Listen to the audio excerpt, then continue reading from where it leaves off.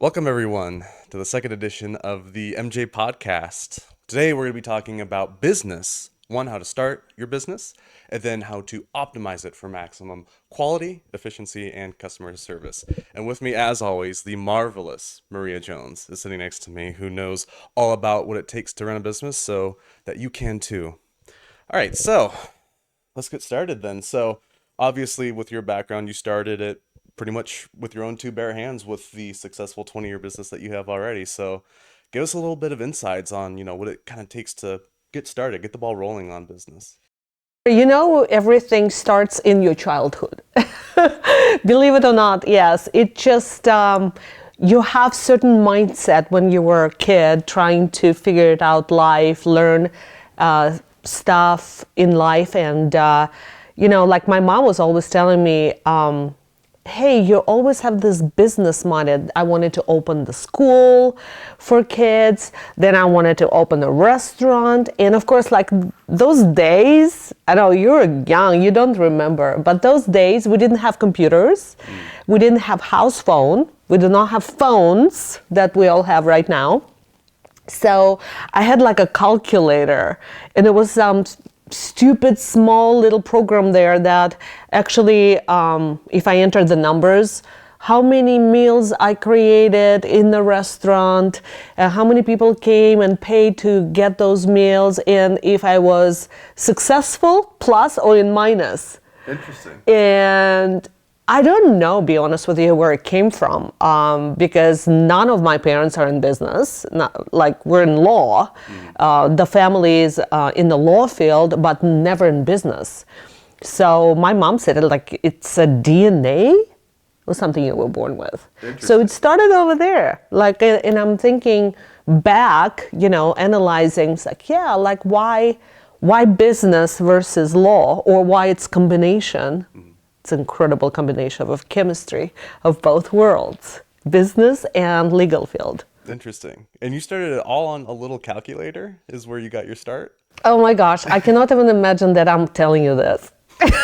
Because it's a little embarrassing. It's like, yeah, I started my business on a little calculator with some program that we had. I don't know, like it was advanced calculator. Sure, but I think there's also a retrospect of, a lot of businesses start with humble beginnings. They start with just an idea or a thought, be like, hey, I could do this. So the fact that, it's very relatable for you to say, okay, do it on a calculator, maybe I can do this, do the numbers and all that. That's very inspiring stuff. And, a lot of people, like I said, it all stems from an idea. So what was your initial idea as soon as you got into the law field, and what was kind of like the change in approach to, okay, I need to treat this more as a business rather than a legality? I think my answer will be like a little bit different than you expect. Really? Yes. Why don't you tell us? Well, because here's the thing. When I came to the States, of course I was an immigrant. Of course I have an accent. Of course I'm a woman. And I was very young. I was 21 when I immigrated to the States. And the only thing I wanted to do is to get my license, attorney license, to practice law in the United States. I never even thought in my wildest dreams that I'm going to open my own law firm and I'm going to be the boss and I'm going to be running this big law firm or a medium-sized law firm for the 20 years. So there is no way I was thinking and planning and calculating. Not that calculator, no. Yeah. I did not use that. So I only wanted to be a very big, successful corporate lawyer working somewhere in Silicon Valley or somewhere in California. I don't know why, like watching TV too much. California. California beaches and success and businesses and everything. I don't know. It sounded really sexy at that point. So yeah, I did not even plan on it, and I did not think about opening anything on my own, not in a foreign country like that. So it kind of just happened as you went along? How they say you were put on this planet for the mission. And in order to accomplish that mission as a human being, you were given a path to follow. Regardless, I want to do this, I want to do that, if you have the path which was created for you from above, then you just have to follow, or you have to be open to the opportunities that comes to your way. Even sometimes they don't feel like it's a good thing for you. Because after I graduated from law school, I was studying for the bar, but meanwhile I wanted to have some practice in the law firm. I want to see the field. I want to see the area where I want to practice. We were living in Arizona, so no California yet. So I was starting interviewing at the law firms, and the thing is that nobody wanted me because I did not have equivalent of JD here. I did the equivalent. What is a JD? JD, Juris Doctor, so it's a regular certificate of graduating from law school for 3-year law school in the United States. So I did my law school for 5 years outside of the United States. So, and they say, hey, you're a little overqualified or you don't have any experience. So I'm like, okay, well, that's why I want to go and work in your law firm so I can get an experience. Right.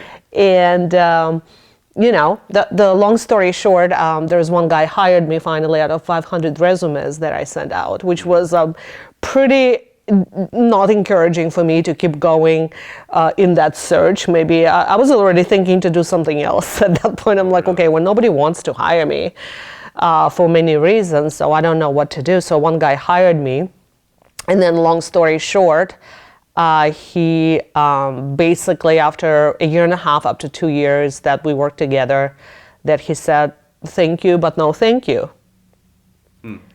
And that's how I ended up opening my own, because it was so hurtful and it was unexpected.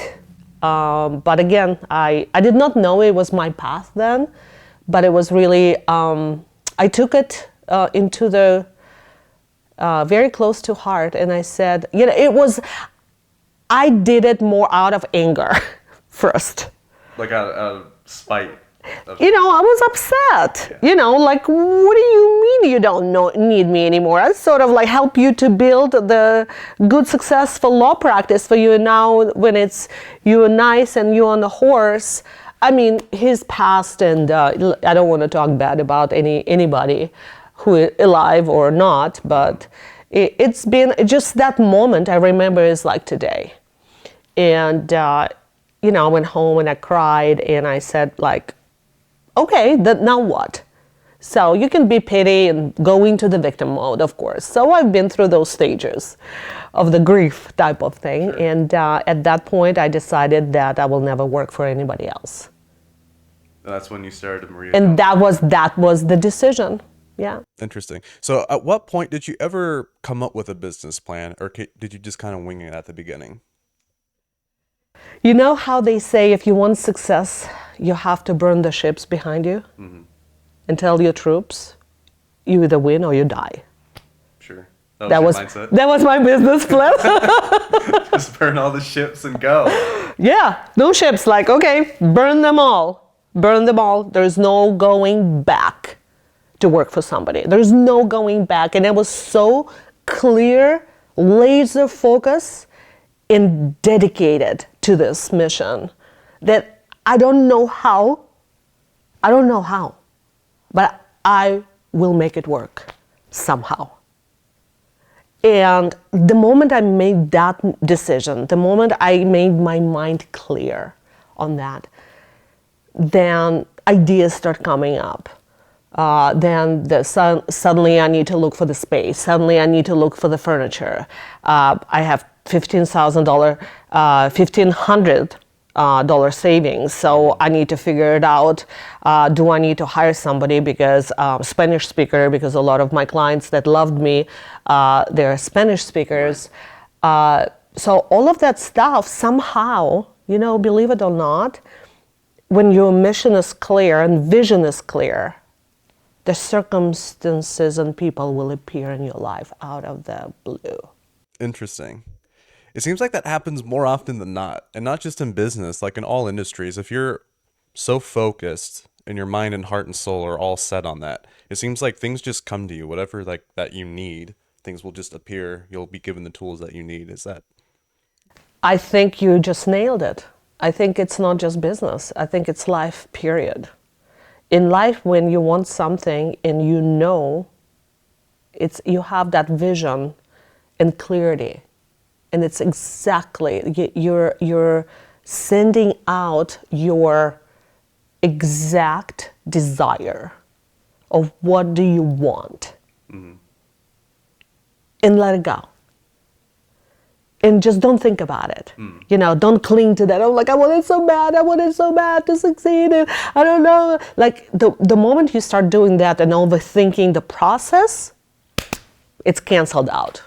You are your own problem. You become your own problem at that point. You're on the way on your goals. You're on the way on your dreams. But I think I was not overthinking too much because I was so much focused on the solution versus the problem. So that's why I was like, just let's go. What's next? Every day I wake up and I say, what's next? What do I focus on that? What I'm developing here? What I need to okay, I need to figure it out, the situation with the client. I need to figure it out situation with court. I need to figure it out situation with a staff member who did not show up. So it's always like I was so busy resolving the problems, I don't have time to be pity or question my decisions or question my path. Because I was laser focused on what are we doing today? What are we focusing on today? Sure. So let's get down into the more nitty gritty stuff. So $1,500. So when did you actually start hiring staff? Was it right out of the gate? Was that something you figured out, or was it, a little bit later? Where I tried to figure it out, of course, at the beginning, because I was not be able to function without them. So I need an interpreter in Spanish, and I would not be able to answer calls. It would be impossible task for me to work on the cases, go to court, run the office, and answer the phone.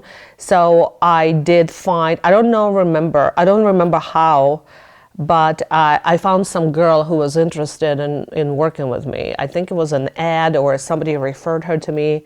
Prisma, it was really a beautiful name. And I think we started together also by figuring out things as we go. She was my first employee. I remember her name. It was 20 years ago. I hope she'll see this video someday. I'm sure she will. And, I was extremely grateful. First of all, she believed in me, number one. She trusted to work for me. Not questions like, oh my gosh, how long it's going to last? Do we last a week? Do we last a day?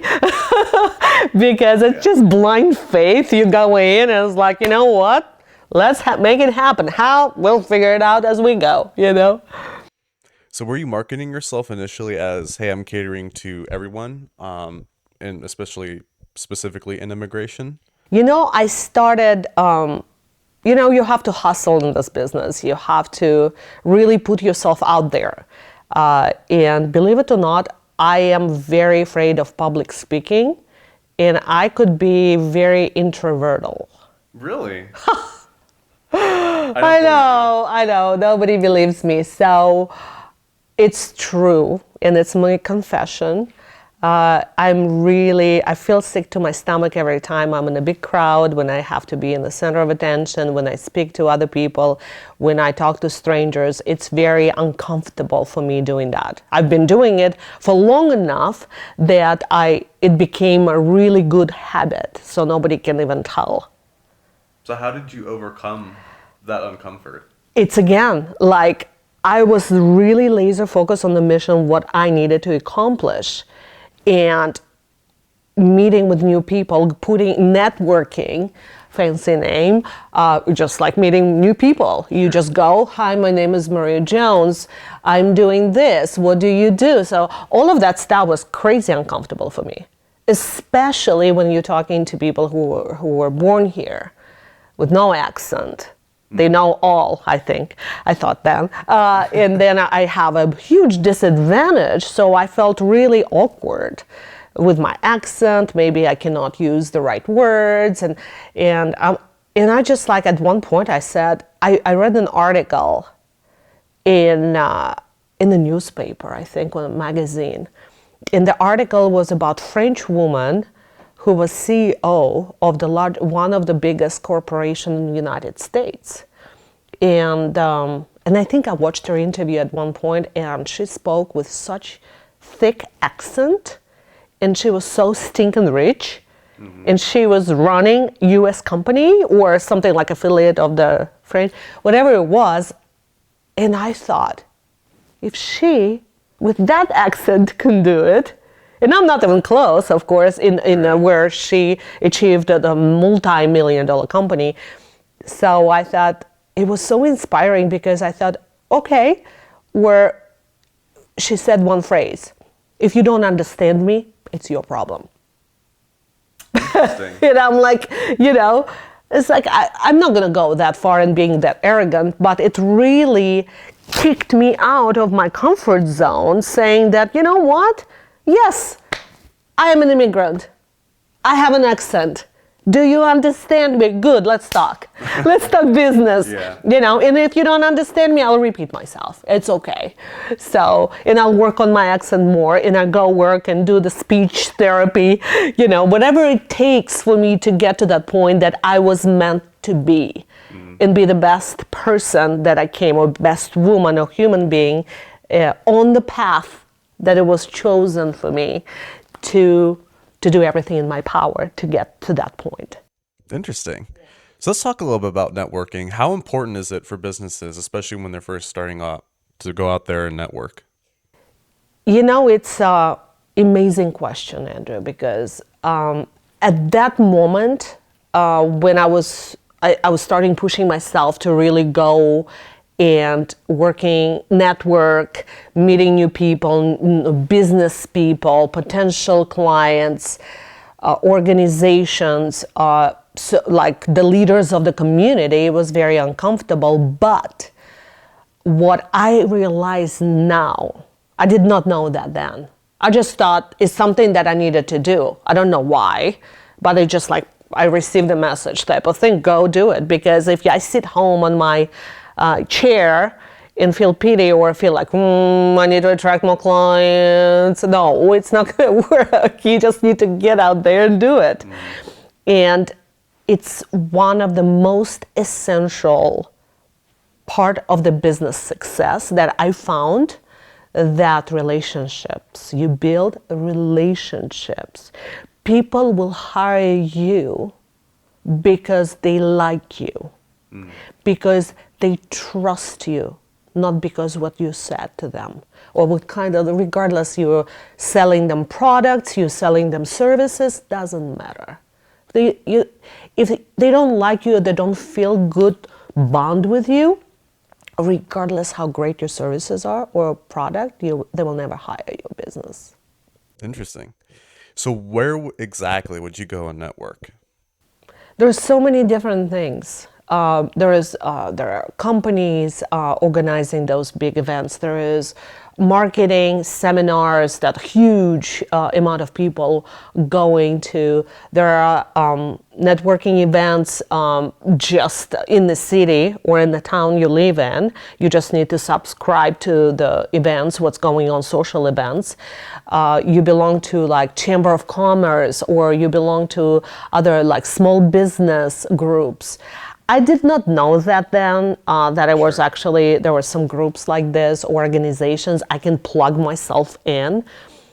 It was different timing then. I just thought, okay, I know that the biggest account that actually boost my business, my law firm, was account with a bridal agency that I worked for as off counsel. For the helping them to do the fiancé visas for American guys, majority are looking for international brides.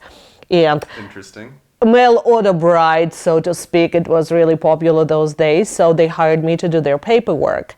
I was not part of the company, but I was their attorney of counsel for them. And believe it or not, one of my best friends told me, hey, do you know that the owner of the business is married to the girl that from your country? And I'm like, oh, that's interesting. And they're going to be in Halloween party at one point and one day. So just a hint. And I'm like, okay, let's see, Halloween party. Okay, I'm gonna go. Everybody's gonna be tipsy, so maybe it's gonna work out for me really well. So I am, put a costume on. I'm not crazy about those holidays, but hey, whatever it takes, let's go have fun and make some connections. And again, I did not go there with expectations.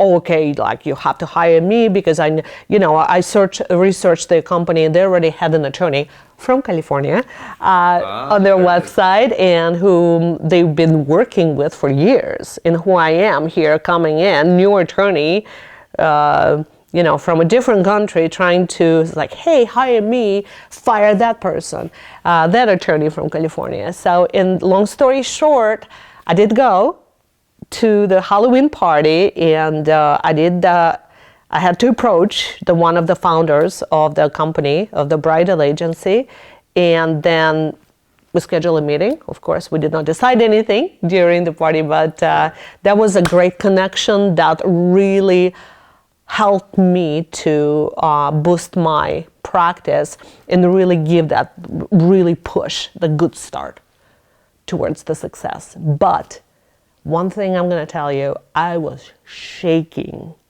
when I came to talk to that person at the party. Really? And I had a couple of shots before, just for the bravery. Yeah. But it was extremely uncomfortable. It was very uncomfortable for me.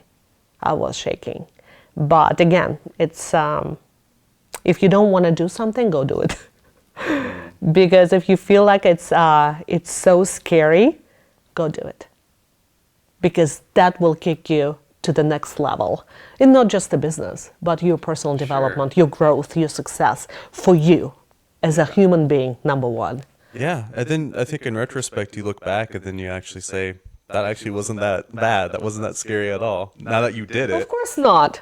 Of course, yeah, they actually were so incredibly welcoming. They fired that attorney right away and hired me because they understood who I am and what kind of potential I have with their company.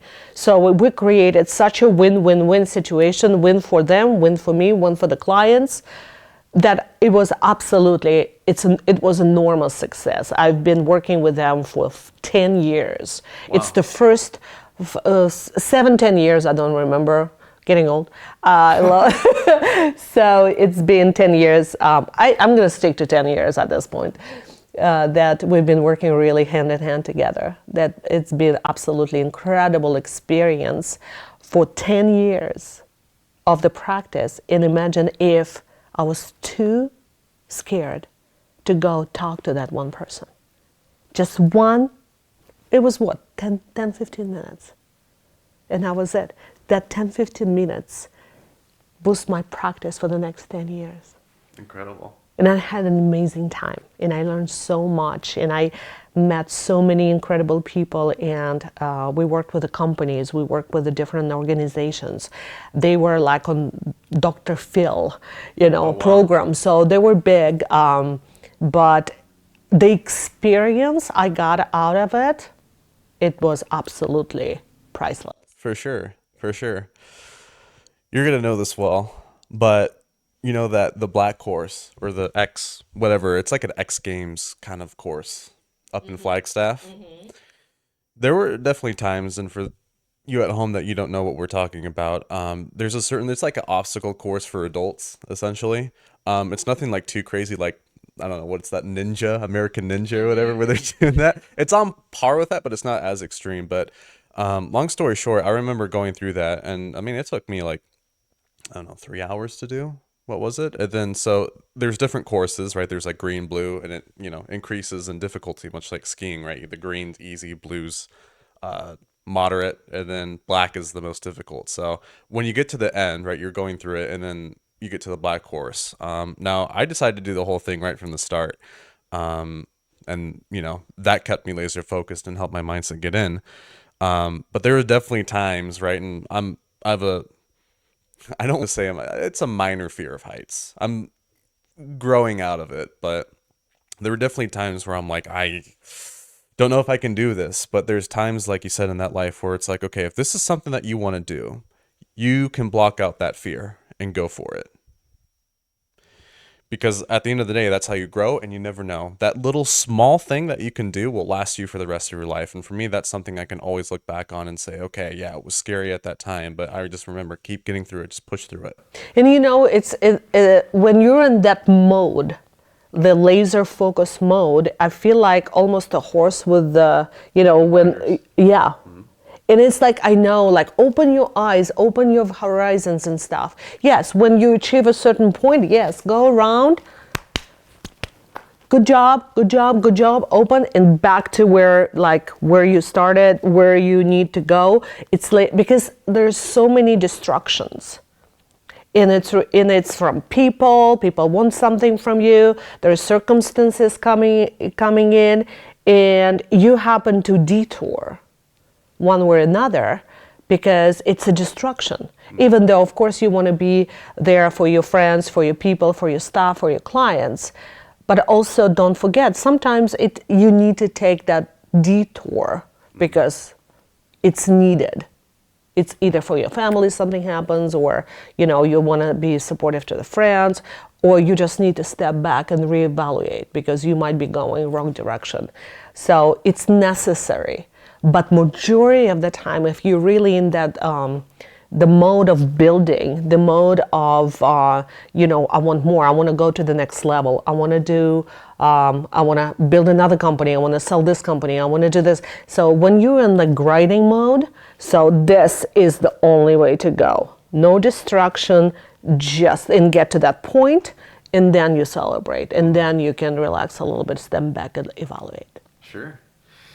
So let's talk about reevaluation. So when you get to a certain point, because I'm sure you faced multiple adversities throughout your business career, when is a great time for you to say, okay, something's off, let's take a step back, let's see how we can fix this problem?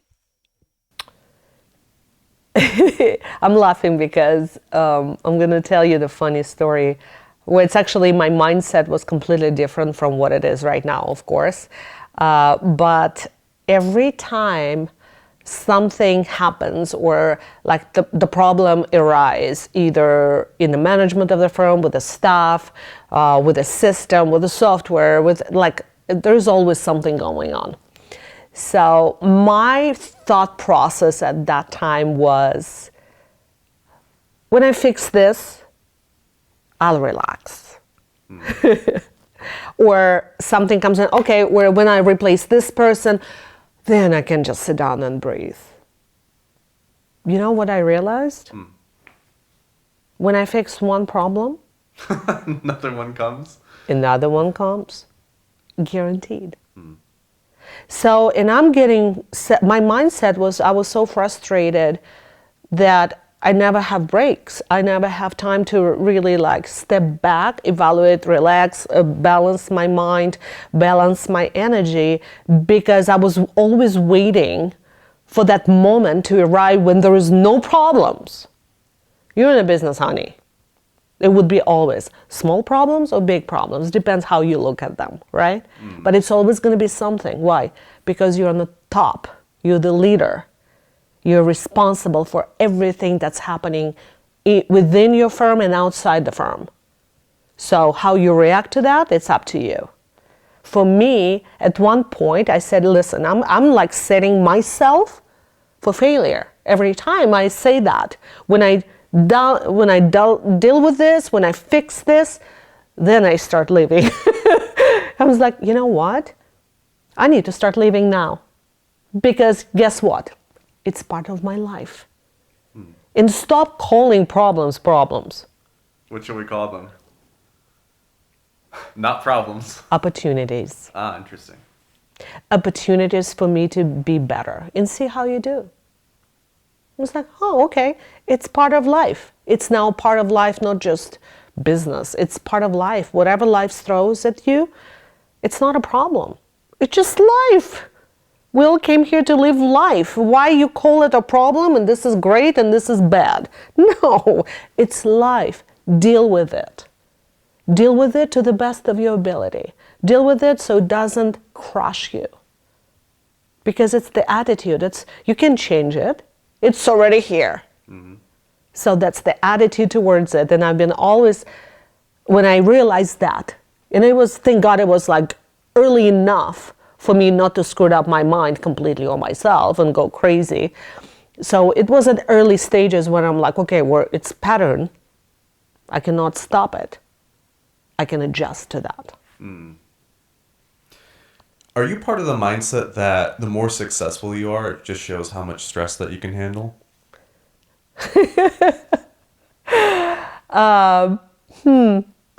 Define successful.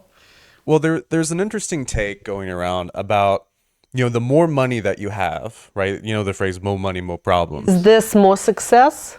If you have more money, then you have more success? Well, they say the more money that you have, the more successful, right? And, success can be many things. I think sometimes people could say, success is based on a dollar amount, right? Because that's easy to do. It's just based on an amount that you have. Yeah, those people are in big trouble. Okay, keep going. But what I'm saying is, I guess the more things that you have, the more that you acquire, the more problems that come with it, the more opportunities that come with that. And it shows the gauge of how much stress that you can handle. I wanted to see just what your take is on that, or if you have a different approach to that kind of mindset. So the entire life is a stepping stone, including yourself as a human being, your personal life, your spiritual life, your business life. So everything is a stepping stone. And they have levels, like you like the games, I know you're a gamer. Am I a gamer? Yeah. There are certain different levels on the game, and each level, is it harder or easier? The higher you get, the harder things become. Okay. I think we can compare that to life itself, including the business world as well. So, but, if you're going on the higher level, are you more skillful or less skillful? You're more skillful. Why? I guess because of the previous levels, you had to go through certain things. You had to do a certain amount of work to get, certain things failures, done. You had a to lot go of through some tricks you have to adversity. learn. Absolutely. You have to really go through a lot of rejections, a lot of victim mode sometimes, like, oh my gosh, I will never get to the next level. This is too hard. This is like, I cannot do it. Oh, this game is stupid. Why am I doing it? Why am I dealing with this? It's a waste of my time. You go through that stuff, right? But when you're on the first level, when you go in the second level and you manage to get through that, what do you feel? Ha! I did. I actually managed to get to the second level. And then the second level starts in, and there are different challenges. Why? Because you already worked out the other one, the little one. Now they're a little bit higher, a little bit more advanced, a little bit more, hey, in your face. So you have to deal with them a little bit differently from a different point of view. Okay, now I know what I know. Now how I can apply to that, to the second level. And then you go to the third. And of course, the problems start getting better, bigger, better. You becoming better. So, and then you have more skill. You have to more mindfulness and opportunity to handle your emotions, or you handle the certain situations differently. Why? Because you're already on level 3. You already been through 1 and 2. You cannot skip, because then you're going to be dead right away. They kill you. Yeah, there's no skipping levels. That's why it's like, it's a stepping stone. And in each step, you're learning different skills. And then by the time you get to the whatever successful level of the game, or success, how you feel, and everybody is looking at the success from where their mindset is, right? So your success is different from my success in my mind. So, but whatever your success is, if you reach that, now what? So yes, I accomplished that, I did this, I did this, I did this. Why did I do that for? Oh, to show I can do it. Okay, but now what? Onward and upward, I guess, from there. So I guess with the different levels, I like that analogy. What are some I know you will like it. I do, very much. You're really relating, huh? You could say that. Okay. With the different levels, I guess with level 1 versus level 3 business, what does that look like? So with your business, what are some of the things that you went through that said, okay, this is a new thing that I learned after I gained this, or, oh, okay, I learned about that? what I learned, the first of all, the biggest revelation for me was there's no way I can do it alone. I cannot do it by myself. Sure. So I need to hire and surround myself with people I can trust, because it's all about leveraging. Now I'm leveraging my time. Sure. Because imagine, I can do it all. Yes? Yes, absolutely. But when the companies start growing, you're going to be like, okay, so I can do triple and quadruple amount of tasks and packages and clients and work, but then I will never have my life. I will never have family. I'm going to be leaving. I just might as well, move into the office and never leave. When do you decide to actually hire employees? Then when we start growing so much. We had such a great success with the clients, and we were producing on a smaller scale, of course. We're starting small, and so then we start growing really big because of the bridal agency, because we have a lot of visa packets, fiance visas, and everything that we start doing. So then we start growing too fast, too big. And then I start hiring and training and hiring and training. So it was a lot of really grinding and really working in the trenches. And I realized that I have to spend and invest so much time in training my staff and create a reporting system and inspection system, because still it's my license, it's my name. They can quit and go work anywhere else. Sure. I can lose everything I work hard for, because it's all me. It's my 100% liability and my 100% responsibility, not for every single client, but for every single staff member, for the entire firm. So that's number one. Then number two, bigger staff does not mean bigger bank account. Bigger staff does not mean bigger bank account? So elaborate. Okay. So, of course, when everybody looks like, oh, it's a large law firm, oh my gosh, they must be doing millions, making millions, and doing so great. So, and that was my mediocre thinking. I'm like, yes, I keep hiring more people. So we were growing that fast. We have more clients. But the bottom line, where we were bringing revenue, but we're also spending it on the payroll. So, and it's money comes, money goes, money comes, money goes. The bottom line is start shrinking because of that ratio. The more staff does not mean more money at the bottom, and then at the profit line. So at one point, it took me a while to realize that, because of course my ego was really fed very well by growing and having all these incredible people working with me, and we have a lot of clients and they all trusting us, and we were just growing incredibly fast.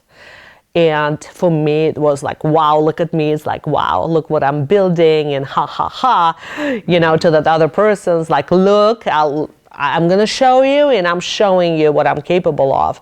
But then we start analyzing the numbers, because I don't have an accounting degree. And in fact, math was the worst subject at school that I never liked. I never understood, I never was good at. And now here I am looking at the numbers, analyzing the numbers. I have to. At one point, I'm like, I can't ignore that math. It's like, how are we doing? So now I'm running the actual business. It's a law practice, but it's actually business with profits and laws and ROIs and key indicators, the performance indicators, all of the stuff. Like, I have to figure it out through the numbers, which I was not very comfortable with. So in that moment, when I realized I need to look at it from the business perspective, remember calculator? Yeah, go back to the calculator. Go back to the calculator. And I don't have even to do the math in my head anymore. Just go to the calculator. And I really, I think that revelation moment came to me when I hired a business coach. How often would you check numbers for your business? When you started, would you just at the beginning, I would say don't do it often. So because it takes some time for the business to kick in, for the marketing to kick in, because of course, like right now in this society, we want it yesterday. Sure. I want the profits, I want the clients, I want the money in the bank account, I want it fast, I want it quick, and go sell it and go live on the beach. So, or whatever. Sounds simple. Yeah, I mean, this is our mentality for some reason. Everything goes so fast, and people are making money on the air, like literally selling air to each other, type of thing. So I'm just like, okay. Which, so believe it or not, that's actually, sadly, that's a thing. it's I'm saying it from the like point of view is like, okay, it's a wave. At one point, like people gonna catch up. It's like, well, you just sold me air. It's free. Okay, we'll just drop that conversation for now. So back to the calculator and how often to check the numbers. So then I did not check it. I felt like my gut is my calculator. I'm running the firm on my gut feelings until I hired a business consultant who asked me, hey Maria, how much do you pay per lead? And I said, what is it, lead? Not lead, lead. He laughed and I said, okay, business course 101. Yeah. Let's get it going. So I'm so grateful for that because I think that really converted my mindset, my thinking. I'm not just a lawyer. I'm not just an immigrant. I'm actually a business owner who's actually in charge of these people, the clients, the staff. And I have a fiducial duty to all my clients and the business itself. I'm at the head of it, so that means I have to run it to the best of my abilities. And for me to have the best abilities, I need to have some accounting thing. Sure. So you said it's important for you, you can't really run a business alone. I mean, arguably, you can't really go through life alone, right? It's the people that are around you that will help you proceed. So as important as staff are, how important would you say to get mentors on your side? like as soon as possible. So I had my mentors through my entire life, starting with my parents, ending with my professors, with my teachers. But I think that if you read the book Four Agreements, if you didn't, I highly recommend that. Who's it by? Four Agreements. I can send you the link. It's everywhere, like Audible and everything. It's in different formats to make it so, to eliminate all the excuses you have. Like, I don't have time to read, or you can have time to listen, you drive and listen, right? Anyway, it says that everybody, one of the agreements or one of the concept in the book is everybody who comes to your life is your mentor. And the more you don't like that person, the bigger mentor that person is for you. Interesting. And when you look at that from that point of view, oh my gosh, your life just became so much brighter and better and more enjoyable. Because you don't say like, oh my gosh, he hurt my feelings. Oh my gosh, that person left me and they did not show up the next morning, the staff member, or they wrote like really bad review on the website, or they hate me because I'm blah, blah, blah, or all the stuff. Like, okay, were those people just touching the things that you're insecure about yourself? They're just pushing a couple of buttons that you sometimes don't know exist. So, and that's the mentors. Like, I think everybody comes to my life, including you, is a mentor for me. 26-year-old son. Is a mentor. Yes. But the mentorship on the scale of business is one of the most important thing I've ever done, by hiring a business consultant who's brilliant in business, has helped many law firms in the past and other businesses. But he did really taught me what the lead is, and ROI and P&L and marketing, and how he actually, the first thing at our meeting, he pull out a calculator. And we start calculating how much did it cost me to get this person in the office, how much did it cost me to actually convert them into the sales, how long it took me to finish the case, and did we make money? or did we come even, or we lost money on that case? So all of this stuff, he literally opened the world of business for me, because I thought I knew and I was running it by my gut feelings, and it was working, because I was doing so much more outside, like network and building it, and just not focusing on the numbers. It just like, I'm here to help, like, okay, let's do it, let's have fun with it. But he taught me, really just get that calculator out. That calculator, it's really following me. It's following me. It's like my nightmare and my blessing type of thing. It's following me my life. Like, you don't like the numbers, let's make sure you deal with numbers daily. Sure.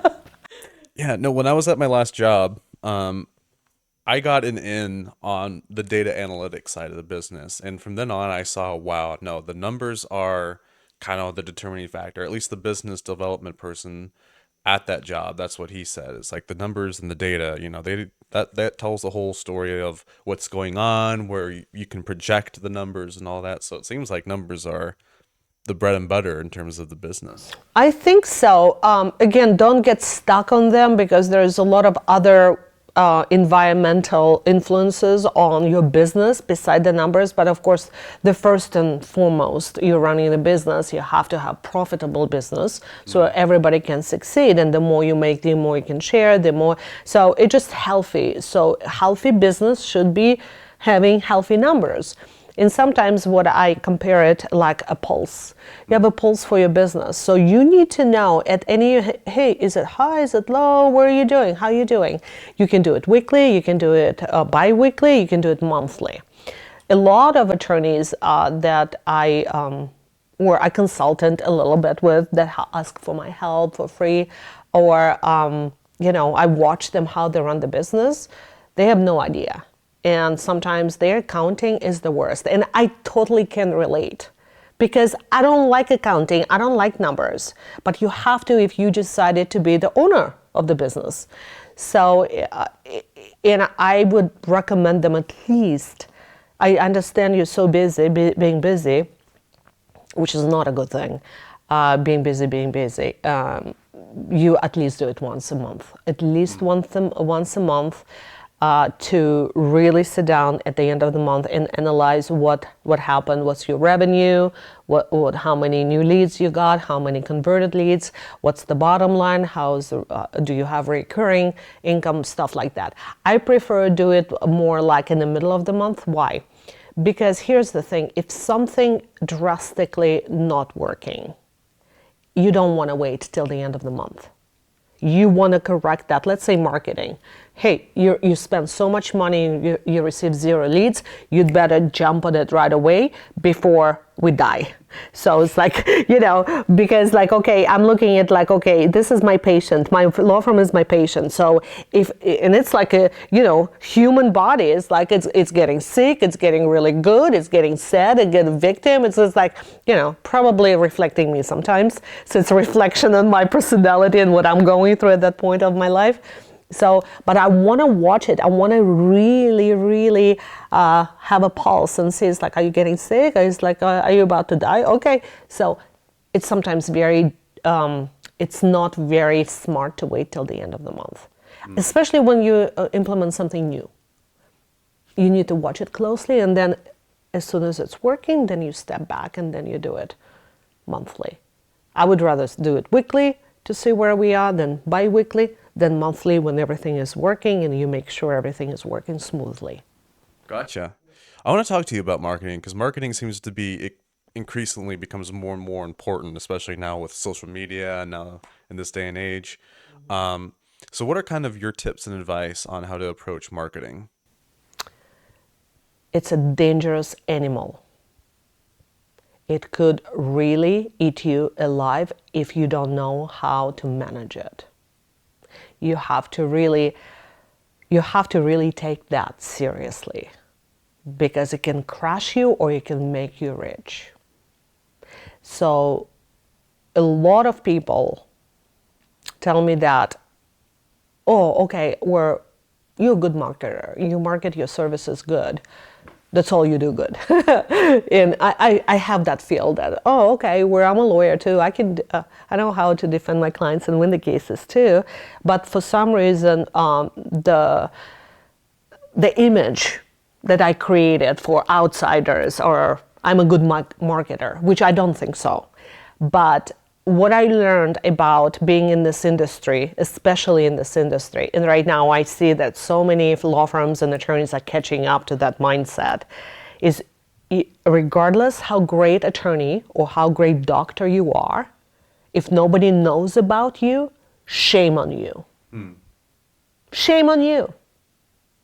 So if you don't know how to promote you, and you say, I'm great, I can help so many people, I can save so many lives, I can help so many immigrants, or other services that I can provide, and I'm good at it, and nobody knows about you, it's like, go get the marketing company, go get education on marketing. And it's very interesting that a lot of lawyers looked at me like, oh my gosh, what are you doing? We're lawyers. We need to practice law. That's all. No, it's not. In fact, you're marketing me right now that you're a good lawyer. You're always selling. You're always in marketing. We're selling each other daily. I'm a good son. I'm a good mother. I'm a good child. I'm a good sister. I'm a good boss. I'm a good employee. We're always constant, especially on the interviews. You sell yourself like crazy. Sure. At the interviews, right? So we're in the sales business. You want it or not. If you don't admit it, you're in denial. Good luck. So marketing is a way to show the world who you are. You can do it aggressively and throwing a lot of money into it, or you can do it very intelligently and smartly. And literally you have to have people on your side. I'm not I don't know Google Ads, I don't know pay-per-click, I don't know geofencing. I know fancy words, I know that I have an idea what it is. I'm not professional on how to go and implement that. So I'm trying to look for so many professionals and interview them, and of course they can sell me on their services, that they're good at this. And it's very difficult to find those who are good at that. A lot of marketing agencies or marketers out there, they all go on the social media. Everybody's marketing something. Sure. But some of them are not legit. Some of them just good talkers, good salespeople. Mm-hmm. So you have to make sure that you interview and be very careful whom you trust your baby, your business to market to, because it will cost you a lot of money at the end. So how can you tell who's legit and who's not legit?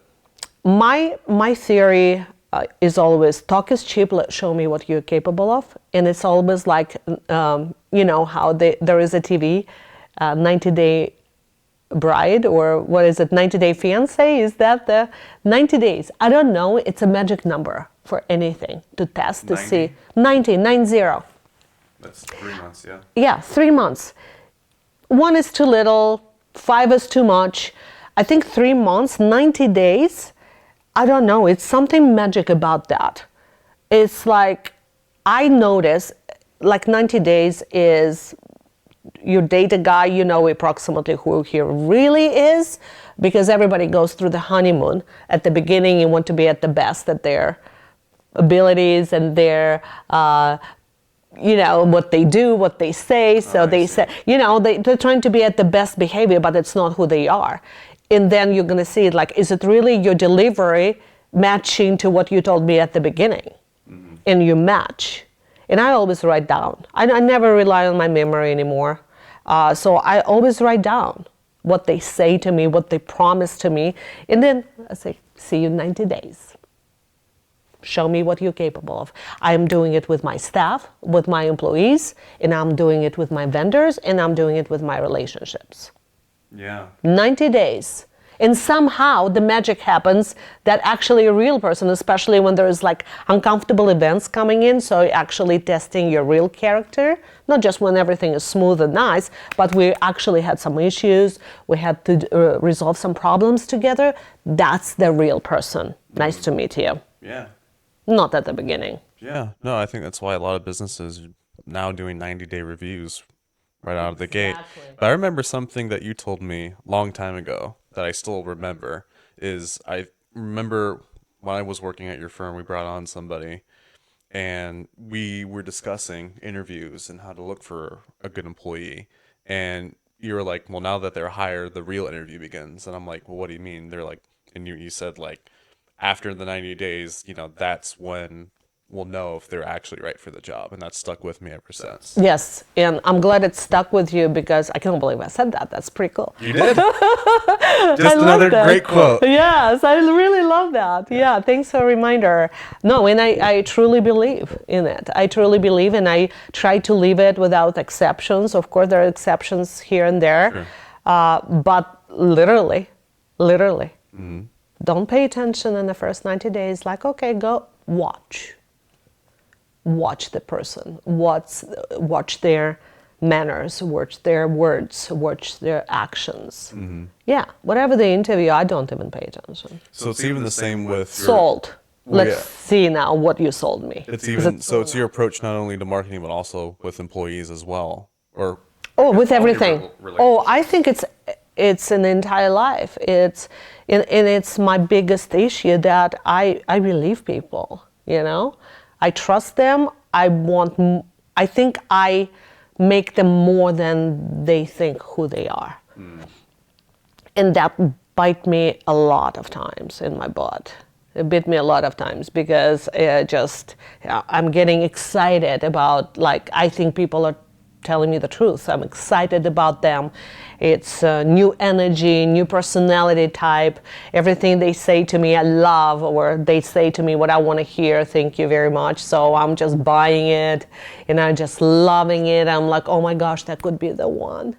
Manager, employee, attorney, boyfriend, whatever it is, or friend. Like, oh my gosh, this is so exciting. So you put them so high, and then it drops so fast, so low. yeah. And it's huge of disappointment. Yeah. I think I've learned that quite recently.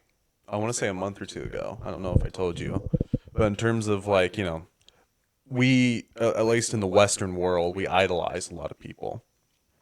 Perfect word. If it's Yes, idolized. from the president or to the different people on social media, content creators, music industry. And recently there's a quote, right, that I forget who said it, but it's don't believe in your idol. Or rather, if you believe in them too much, they'll end up disappointing you in the end. And I'm not going to get into specifics because we do want to wrap this up here pretty soon. But ultimately, I found out from a certain artist that they did a certain thing, and I was like very disappointed. And that's when I'm like, the only person I should really be idolizing, aside from God, is myself and what I can do in the moment. Otherwise, I'm just going to take people as they are. And then just let them inspire you in a way, but don't put them up on a pedestal. Because humans, we're not really supposed to do that. We don't handle fame that well. And I wouldn't say that it's, anything to idolize is a good thing, even yourself, because then you're going to be disappointed in you. And then how good does it do to you? It doesn't do you any good. So what I would say, just say, I'm doing the best I can. Sure. And take it from there. And sometimes we're so harsh on ourselves, right? So we're harsh to others because we're harsh to ourselves. We treat others the way we want it to be treated. And I tell my staff, no, you don't want me to treat you the way I treat myself. Yeah. Because I'm extremely harsh to myself. And that's not the right thing. You're the only person you're going to be with for the rest of your life. Sure. Be nice to yourself. Right. Don't, like, you can set up goals and expectations and be kind. And you know what? I've been so harsh for so many years. I'm really have a whip all the time and whipping myself all the time regarding, I should have done this better, I should have predicted this, I should have tried this, I made the wrong decisions. And the list is endless. And where I'm gonna end it up? In a hospital with a heart attack? Why? Because I'm pushing myself too hard. Like, it's okay to push yourself, but don't punish yourself. Just say, be kind to yourself. Say, it's okay. We fall down, we're gonna get up, and we're gonna keep moving, and it's okay.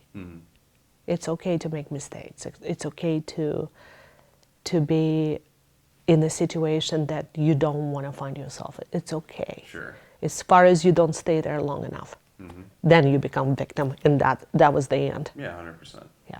And I think I use the improper verbiage. I don't think I necessarily meant idolize. I think instead just look to yourself more than other people and what you can do Gotcha. is what I was Yes. going for. Yeah, because idolization, it could be very dangerous, a dangerous animal. It's a dead Like end. marketing. It's a dead end. Yeah. Cool.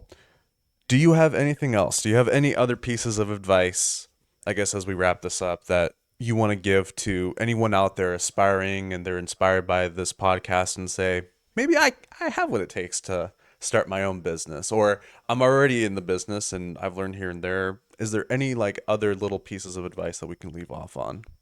What came first to mind, I don't want to think or dig too deep right now, but what first came to mind is any business you have to deal with people. In order to be successful in the people, you have to be successful with business. You have to be successful with people. In order to be successful with people, you have to build strong relationship, network. Networking. Not necessarily building a strong relationship at the parties, at the events, at the people on the streets, people at the coffee shop. You don't need to go to a specific event to do that. So you build relationship with people. So you work with people. Your company is there to serve people. People serving people. In order to work with people and serve people, you need to love people. Would you say that's in essence, what a business is? Serving That's people? absolutely. In order to serve people on the heart level, you have to love them. I mean, everyone. Even the nasty ones. There's no bad or good. There are people. And you're in the business of serving people. Otherwise, you would not be in the business at all. We're all people communicating with people, helping each other one way or another. Products, services, support, consulting, whatever is out there. It's people serving people. It's not B2B. It's not business to business. It's P2P. People to people. Quote me that. There's another quote. They just keep It's coming. P2P. People to P2P. people. Or H to H, human to human. There's no business. Businesses are made of humans. Until not. That'll be another topic. That's another Because, topic. Yes, that is another can of worms. 'Cause Exactly. things So, are getting but scary really quickly. but okay, yeah. that's all. I just have to find the love for every individual that you get acquainted with or you see on the street, even the beggars, you see in the boardrooms, even CEOs, anybody. We're all humans, we're people. And in order to be successful, you have to love people. We have to love each other.